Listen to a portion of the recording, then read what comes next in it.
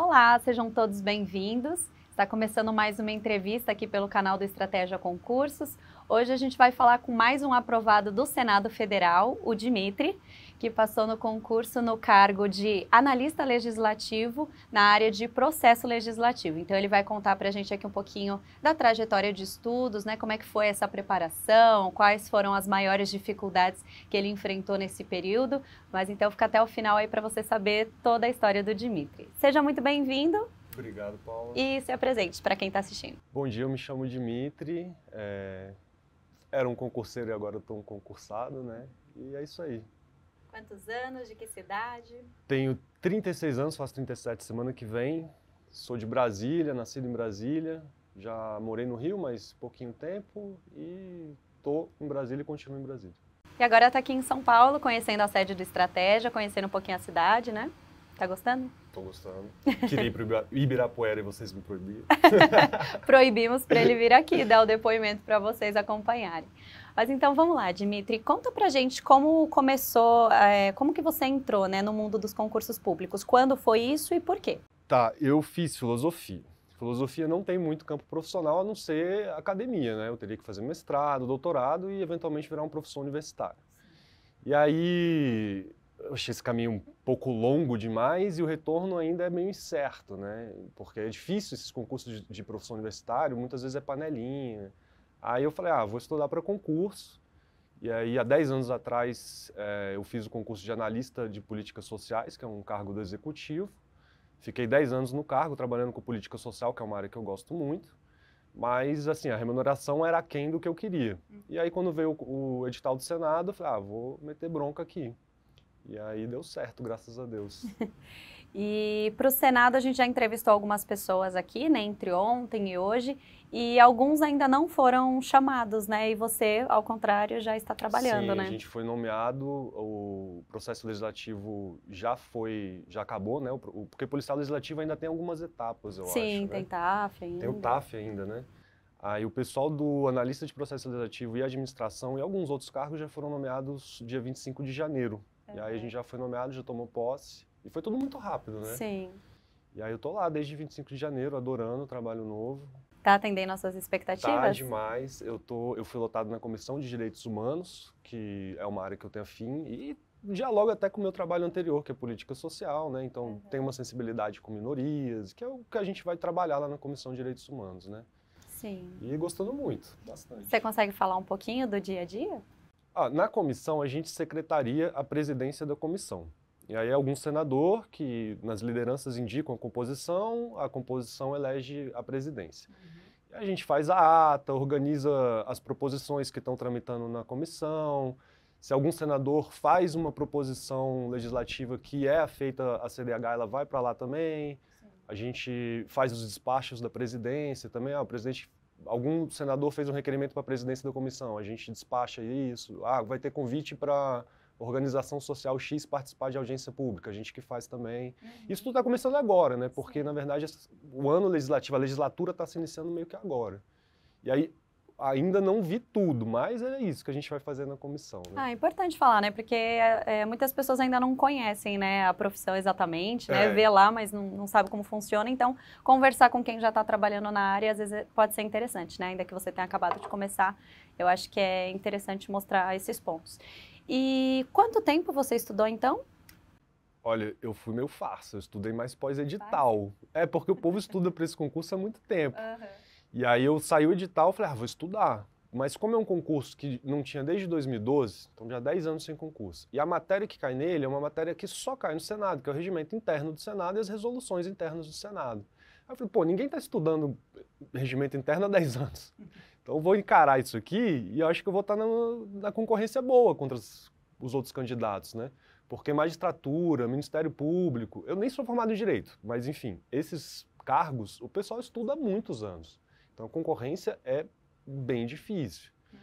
E aí eu enfiei a cara no pós-edital e deu certo. Mas assim, beleza, eu falo que eu fui uma farsa, mas eu fiquei obcecado com a matéria durante o pós-edital. Assim. Eu não sou formado em Direito, mas estou fazendo segunda graduação em Direito. E aí eu tranquei para estudar. E uma coisa que me ajudou muito também foi que no meu trabalho anterior eu estava 100% teletrabalho. Então, eu acordava de manhã, resolvia tudo, entregava tudo, ficava disponível para minha chefia, mas aí, enquanto já tinha entregado tudo, estava sem demanda, metia a cara em regimento, questão, algumas aulas. E aí você tem uma ideia de quantas horas? Tenho. Eu fiz uma planilha com o tanto de hora líquida que eu estudava por dia, por matéria. E aí eu lembro que estava dando por volta de 7 horas diárias líquidas. E assim, às vezes eu ia almoçar, eu levava o celular e ficava fazendo questão. Essas horas eu nem contava. Então acabou que talvez chegue a 8 horas diárias líquidas, assim, né? E como é que você fazia a divisão das matérias? Você estudava uma por dia, mais de uma? Não, eu estudava várias por dia, várias. Direito constitucional e administrativo eu estudava quase todo dia. Regimento interno eu estudava todo dia. Regimento interno, eu dormia abraçado com aquele regimento, todo dia. Que mais? Raciocínio lógico também eu tive que dar uma bela estudada, porque era mais o meu fraco. Inclusive, a prova de raciocínio lógico nesse concurso quebrou muita gente, né? E foi isso. Aí, às vezes, quando eu errava muito determinada matéria, eu focava um pouco mais no dia seguinte. Vamos supor, fiz uma bateria de questões de direito administrativo e senti que errei bastante. Aí, no dia seguinte, eu focava um pouco mais no direito administrativo. Mais ou menos assim. Meio na intuição também, apesar de eu ter feito a planilha, né? Sim. Mas que é muito bom, né? Ajuda bastante a organizar, né? Tem, de início, assim, as pessoas que começam a fazer o primeiro concurso, assim, normalmente têm dificuldade. Por onde eu começo? Como que eu faço a divisão, né? Fica um pouco perdido. Você passou por isso também? Como eu já tinha estudado há 10 anos atrás, eu não tive muita dificuldade de dar esse pé inicial de primeira agora, né? Tá. Mas assim, foi chato pegar o ritmo de estudo de novo, né? E esse ritmo de estudo de concurso, que realmente você tem que estudar muitas horas, sentar a bunda e ficar lá estudando mesmo, né? Sim. Porque, sei lá, para faculdade eu estudo bastante, mas é bem mais tranquilo, assim, O tipo de estudo é diferente, É diferente. Né? E qual foi a sua maior dificuldade, não só para o Senado, né, mas de uma forma geral aí? Raciocínio lógico eu tenho dificuldade, mas é mais pela falta de tempo que a gente tem para desenvolver o conhecimento. Porque raciocínio lógico é aquela coisa que você tem que ficar fazendo e pegando a manha, né? E assim, na filosofia a gente tem lógica. Então, proposição lógica eu já dominava. O problema era mais a parte matemática. Que aí eu tinha que lembrar de ensino médio, não sei o quê. E, poxa, aí... Complicado. Eu já tô quase 40 anos. Se eu puxar as coisas de ensino médio, é lá para trás. Né? E você falou que fazia questões, né? Eu fazia muita questão. Tem ideia de quantas? Cara, eu também anotava isso por matéria, mas eu estava fazendo mais de 50 por dia, porque eu lembro que eu botei como meta, no mínimo, 50 por dia. Aí tinha dia que batia 150, e eu fazia muito questão de FGV, que aí é múltipla escolha, não é que nem CESP. E aí, 50 questões de FGV é muito texto. Porque CESP, quando é certo e errado, você faz 50 itens, então é mais rapidão, né? Sim. Aí eu botei como meta 50, que para mim já era bastante, mas eu ainda conseguia bater essa meta. Geralmente eu fazia mais de 50. Tirando um dia ou outro que eu descansei, mas... Sim. Essa sua rotina aí que você falou era de segunda a sexta ou fim de semana também? Não, de segunda a segunda. Um dia ou outro eu cheguei até a sair. Eu fui no show do Baiana System, por exemplo, mas não bebi. Aí eu fiquei quietinho, dormi cedo, acordei sem ressaca, né? Porque no dia seguinte tinha que estudar de novo. E aí eu mantive esse ritmo de segunda a segunda.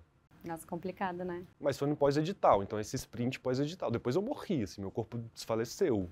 Peguei Covid, minha coluna deu ruim. Nossa, mas foi no pós-prova e tudo bem, né? E o momento da prova, você é muito ansioso ou você conseguiu controlar bem isso? Não, na prova eu faço tranquilo. Dia da prova é tranquilo. Tô mais souza aqui na entrevista do que na prova. A prova foi tranquila. E quais ferramentas você usava para estudar? O que você acha que mais te fez chegar à aprovação? Assim, o material que realmente foi essencial? Tá. O essencial para mim é a letra seca da lei. É pegar o regimento, pegar a legislação e ler. Depois, questão. Banco de questão. E aí depois as videoaulas. Eu faço esse degradê. Não tirando a importância de nenhum desses 3 materiais, assim, né? E videoaula, você tem algum professor aí que você assistia? Eu assisti muita aula da professora Nelma, mas muita mesmo de constitucional. É a minha paixão, professora Nelma. Aí eu assisti o curso do Estratégia de Jurisprudência com o professor Ebert também. E de videoaula acho que foi mais ou menos isso. Você acha que a Nelma te deu um empurrãozinho aí na aprovação? A Nelma foi muito boa. De constitucional, ela é incrível, cara. Incrível. E aí eu assisti muito aqueles vídeos que o Estratégia disponibilizou, acho que no YouTube, nem sei se ainda tá. Eu acho que era temporário, da professora Nelma, dando aula de Constituição comentada. Era muito bom esse material. E você conheceu Estratégia como? Alguém te indicou ou foi na base de pesquisa, colocando lá no YouTube mesmo? Cara, eu nem lembro. Eu acho que minha namorada me indicou. Boa. Minha namorada é do direito. Ela estudava também? Ela estuda. Ela, na verdade, bateu na trava agora para consultor do Senado, para penal. Que acho que ela, no cadastro reserva vão chamar 4, ela ficou em 5º. Acho que foi isso, bateu na trave. Só que ela já é auditora da CGU e ela usou também o material de estratégia de jurisprudência. Entendi. Então a gente vai ajudar ela na próxima etapa, no próximo concurso aí, se ela quiser o Senado na próxima. Vai ter câmara aí já. Aí, ó. Eu acho até que vocês devem estar preparando o material, provavelmente. Vamos ajudar ela. Qual que é o nome dela? Fernanda. Então, Fernanda, a gente vai te ajudar nessa, viu? Mas então conta pra gente sobre as dificuldades, porque é muito difícil, né, você abdicar tantas horas do seu dia estudando. Você ainda falou que teve a sorte, né, do seu trabalho, você conseguiu dar conta, teletrabalho e tudo mais, mas você chegou a pensar em desistir em algum momento? Não, na verdade eu nem achei difícil, eu fiquei... Ah, é? Porque, é assim, tem que ficar obcecado com o negócio, tem que ficar com tesão de estudar. E eu tava. E eu falei que eu quero trabalhar no Senado, quero trabalhar com o processo legislativo, que eu já vinha... Em 2012, quando eu fiz o primeiro concurso da minha vida, foi o do Senado, que foi o último concurso. E aí, desde então, eu falei, porra, eu vou chegar aqui um dia. E aí, quando saiu esse edital do Senado, eu falei, é isso. E aí, não foi tão pesado para mim, porque eu acho que eu tava com muito tesão de estudar e de passar nesse cargo. Sim. E aí, cara, eu nem senti, assim, tipo, como se eu estivesse abdicando de muita coisa, porque, para mim, na verdade, eu tava construindo, né, o meu futuro ali. Você falou que não sentiu, mas você acha que as pessoas ao redor sentiram? Família te cobrou em algum momento? A família apoiou muito. É? Inclusive, a minha família, a família da minha namorada também, que me viu estudando muito. O meu sogro fez esse concurso e eles estavam super me apoiando. Bastante. Ai, que bom. Foi ótimo. E, bom, agora para o Senado, você falou que já está trabalhando, contou pra gente aqui um pouquinho. Você pretende fazer algum outro concurso ou não? Olha... Eu faria só para consultor. E aí, ou consultor da Câmara, que deve sair agora, ou eventualmente daqui não sei quantos anos, consultor do Senado. E aí eu faria para consultor de pronunciamentos, que é um cargo que você trabalha para escrever os discursos, né? E eu gosto muito de escrever, enfim.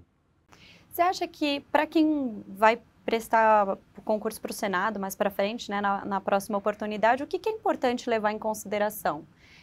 Tem alguma matéria, por exemplo, muita gente falou de português. Cara, português foi muito difícil. Tem muita gente dando algumas dicas, assim, claro, né? Tem uma série de fatores ali que você precisa prestar atenção, obviamente, mas o que você acha que foi mais importante, assim? Olha, português, eu lembro que eu fiz todas as provas da FGV de 2022, de português. Aí eu falei, pô, tô bem, tava acertando uma média boa. Chegou na prova de português agora do Senado, no gabarito preliminar, eu acertei 3 de 10. Nossa. Aí, depois que eu vi isso no preliminar, eu falei, eu nunca mais estudo português da FGV. Porque foi um oráculo, assim, foi muito difícil. E eu acho que foi uma prova meio fora da curva, e eu acho que a FGV não vai repetir isso, porque foi tudo de interpretação, não caiu nenhuma questão de gramática. Podia equilibrar, porque a gramática é um pouco mais objetiva, né?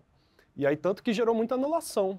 Eu nem sei, não lembro exatamente quantas anularam de português, mas acabou anulando bastante. O povo meteu bronca ali no recurso.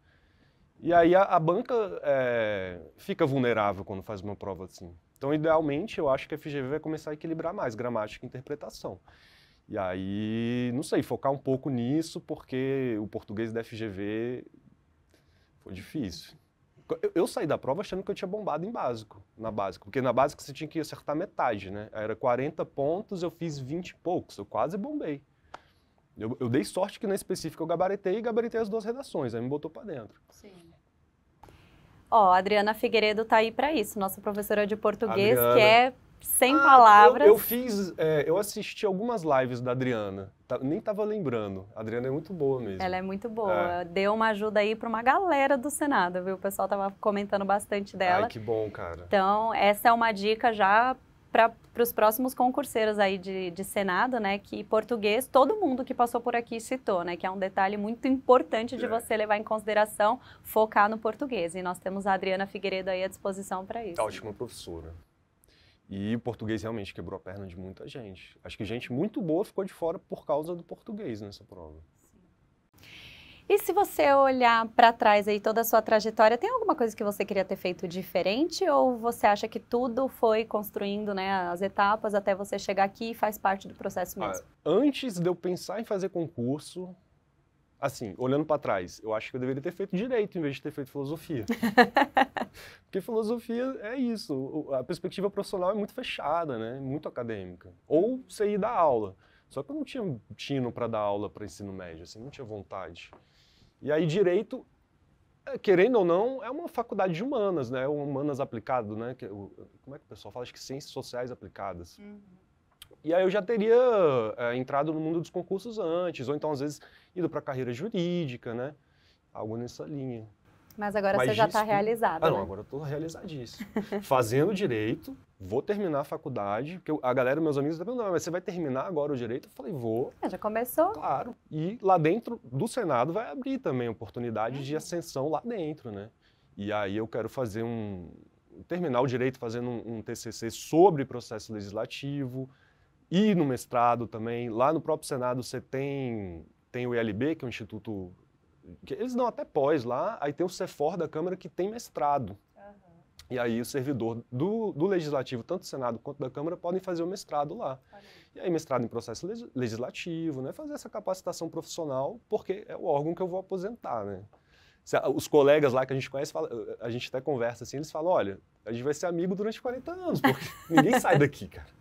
A remuneração é muito boa, o ambiente de trabalho é maravilhoso, as oportunidades lá dentro são muito boas, né? É excelente. E aí você vai abrindo o seu leque para ter oportunidades lá dentro, Exatamente. né? Poder mudar e tudo mais, né? Quem sabe um dia virar secretário-geral da mesa. Né? Olha! Não, mas não tem essa ambição, não. E aí você volta aqui na Estratégia para contar pra gente. Opa, com certeza. Bom, você indicaria o Estratégia para alguém? Indico para todo mundo que queira estudar e enfiar a cara aí nos estudos. Façam as videoaulas, os PDFs, utilizem todo o material que tiver. E para finalizar, então, eu queria que você deixasse uma mensagem aí para quem vai começar a estudar agora ou já começou, mas está precisando ouvir uma palavra aí dos aprovados, né, para seguir mais firme aí nos estudos. Então, pode deixar essa mensagem. Olha, eu diria para ficar... É porque foi o meu método, né? Mas tentar desenvolver uma certa obsessão com a matéria. Ficar doido pela matéria, né? E é isso. Por exemplo, a legislação principal que tinha no Senado era o regimento interno. Eu estava com o regimento interno debaixo do braço. Aí teve uma vez que eu já estava com a viagem marcada para o Rio de Janeiro no final de semana. Que aí eu tenho família no Rio, como eu te falei antes. E aí já tinha saído o edital. Eu não desmarquei a viagem. Só que eu fui com o meu material. Aí tem até uma foto minha na praia com o regimento, assim. Tipo, eu fui pra praia e fiquei lendo o regimento. Então, obcecar com a matéria, basicamente. É isso, né? E ter muita organização também, né? Você falou das planilhas, etc. É muito bom, né? Minha casa virou uma zona. Eu não sou muito organizado. O estudo estava Com organizado. O estudo. Né? Eu fazia resumos à mão. Eu não uso Anki, o pessoal usa algumas ferramentas digitais. Eu não tenho muita afinidade com isso, sempre gostei do lápis e papel. E aí eu fazia uns resumos no A4 e aí eu fui espalhando pela casa. E regimento é muito isso, vários coros, vários prazos, vários detalhes. Aí eu tentava destrinchar cada parte do regimento em uma folha e aí eu espalhei pela casa, até no banheiro tinha colado na parede. E aí eu ia dormir com os meus resumos e acordava, eu levava no café da manhã. Antes de eu até preparar o café, só tomando uma água assim para acordar, eu já estava vendo o resumo. Olha lá. Aí eu fiquei meio que nessa obsessão, né? E com muito papel, e muito material, muito resumo também. Isso eu acho que é uma boa ideia também, fazer uns resumos seus, você mesmo fazer o resumo. Porque às vezes você tem resumo pronto que você pega, beleza, é bom, mas quando você faz, tem, sei lá, um exercício neurológico, não sei, cara, alguma coisa que força o negócio. Excelente, então muito obrigada aqui pelas Obrigado palavras. você, Paula. Muito obrigada por comparecer ao Estratégia também. Tamo juntos. E muito obrigada a você também que acompanhou até aqui. No nosso canal você encontra outras entrevistas também. E a gente se vê numa próxima. Até mais. Tchau, tchau.